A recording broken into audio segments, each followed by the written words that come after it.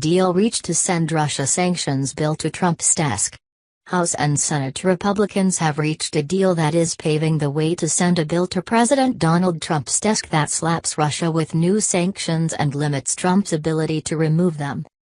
After a day of trading barbs, House Majority Leader Kevin McCarthy and Senate Foreign Relations Committee Chairman Bob Corker reached an agreement Wednesday evening on the legislation for new sanctions on Russia, Iran, and North Korea, Corker's office announced.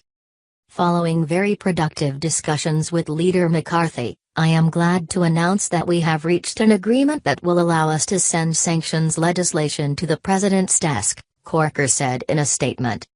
A spokesman for McCarthy declined to comment on the conversation between the Majority Leader and Corker. Corker and McCarthy had been feuding over the North Korean portion of the bill, which the House added when it passed the Sanctions Package 419-3 on Tuesday. Corker did not want to approve the sanctions without giving the Senate a chance to make changes to the North Korean portion.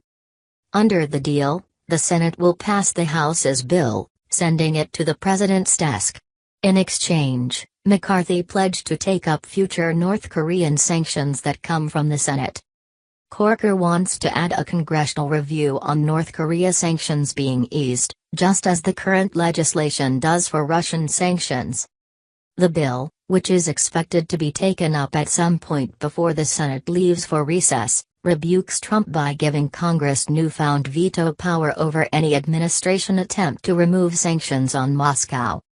The White House pushed for changes to that provision, and Trump has not said if he will sign the bill. The original bill, however, passed the Senate 98-2 last month, which means Congress will have a significant veto-proof majority.